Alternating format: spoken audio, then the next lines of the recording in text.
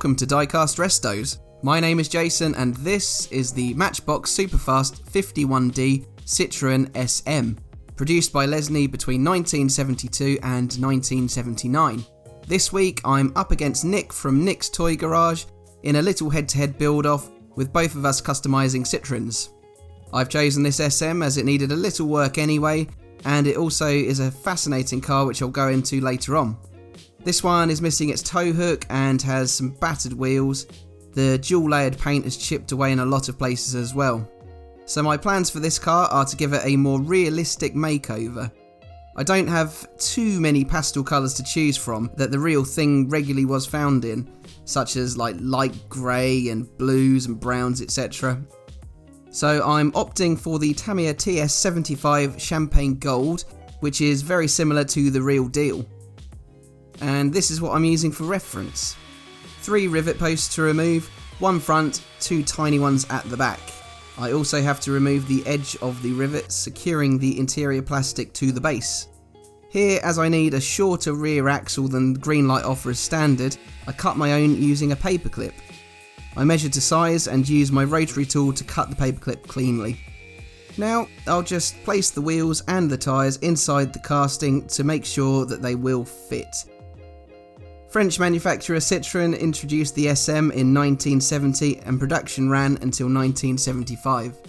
In 1968, Citroën had purchased Italian manufacturer Maserati with the intention to combine Citroën's hydropneumatic suspension with Maserati's high-performance engines. Their aim was to create the perfect Grand Tourer. Now I shall use some hot water and caustic soda to strip the thick paint covering the body and base.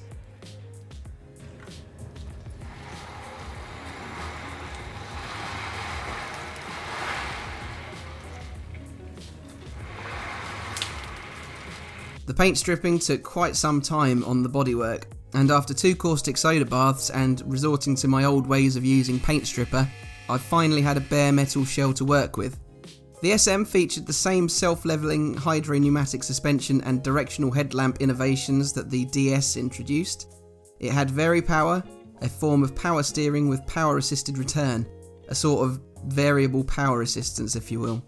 Michelin developed a lightweight carbon-reinforced resin wheel that was less than half the weight of regular wheels, and they were fitted as standard.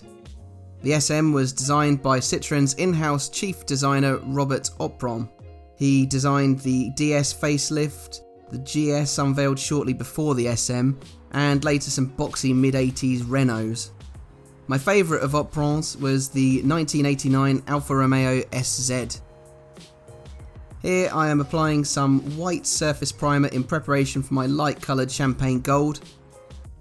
The casting isn't spectacularly detailed. I think the general design of the car really speaks for itself over any intricate casting details and designs. The interior I'm a big fan of. Although it is missing the detail on the dashboard and the centre console, the seats are very realistic. So I'll give these plastic parts a wash, and the interior, minus the remains of the tow hook I might add, will be primed for painting a lovely 1970s brown. The windscreen is cleaned up, ready to be polished. Unfortunately, no reproduction versions are manufactured at the moment, as far as I can tell. I also clean up the wheels that I won't use for this custom, but I may find them useful in future, so I restore them as a side project. Next I apply some Autosol metal polish to the base, as I will leave this exposed. The casting originally was painted a light silver colour. There's a real lack of detail in the headlight area, so I'll have to pick out those triple headlamps later on. I buff out the base using my rotary tool. As the base wasn't particularly scratched or gouged, the metalwork is in really good condition. It means polishing it out like this should produce some really quite nice results. Then I will apply some Autosol to the plastic window unit and then dunk in wood floor polish. The SM was very aerodynamic, especially for its time, with the teardrop shape and spats or fender skirts covering the rear wheels. It was discontinued in 1975 by Citroën's new owners Peugeot after just 115 SMs were sold that year. Peugeot also divested Maserati. Here I am painting in the rear lighting details before going on to apply some chrome to the headlight area to emphasise the headlamps. Citroën's bankruptcy in 1974 came at a time of declining sales for the SM. Peak sales occurred in 1971, with Citroën selling 4,988. 1972 saw a steep fall by 44%, and then another drop of 47% in 1973. This was attributed to the 1973 oil crisis and the recession. The SM also required 2 sets of specialist mechanical care, both from Citroën and Maserati for the engine servicing. Now I am applying some Tamiya TS75 to the casting as my gold/silver 70s colour of choice. It was fairly prevalent on the real SM if you search back through photographs of the car. It has an ever so slightly metallic finish and catches the light well. After the interior had been coated in primer, I applied TS90 brown for a dull brown leather effect. It dries to a matte-like finish. I decided the chrome on exposed metal didn't really give me the desired effect, so I added drops of white paint to the headlight clusters to represent each of the 3 headlamps. I then add chrome to the door handles and C-pillar badge.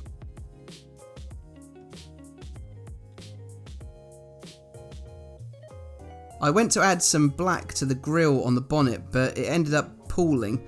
I should have used a brush, so I recoat the front and start over using a very fine paintbrush. Next I apply silver trim to the centre console, and once the black has dried I apply chrome to the Citroën badge. Then I add some more chrome to the interior detailing. So here are my 4 main components ready for reconstructing. The wheels have already been attached to the painted interior. The glass has been cleaned to the best that I could achieve. It's got a couple of deep scratches that wouldn't go away with any degree of sanding. The painted base is here, and the body, freshly painted and detailed, is looking good. So first things first, the window unit fits over the post in the roof. The interior follows, but really should be attached to those rivets on the base plate first. But it all fits inside quite snug. And then I can place the base over the 3 rivet posts to align everything and complete the build. So here is a brief glimpse back at what we started with. Quite an iconic car with a distinct silhouette, but perhaps a bit of a basic casting. I chose this because it reflects an age where diecast became more and more mass produced, and as such the detail on them reduced. So I thought I'd give it a touch more character, add in some details and donate it some realistic wheels. And this is what it looks like now. On first glance, it almost looks like a diecast on a different scale or from a different manufacturer. I put this solely down to those gorgeous green light wheels that really set it off. Annoyingly, those tiny rivet posts at the back didn't quite snap back into place, and I loathe to glue the models back together, so I'll need to find a solution for that. Aside from that, the rest of the car looks pretty good in my opinion, and borrows a lot of the details from the real thing. I'm excited to see what Nick has done with his choice of Citroën, and I'll leave links to his video below. Let us both know what you think in the comments. So, thanks very much for watching. Please like and remember to subscribe, and I'll see you again for the next one. Bye for now.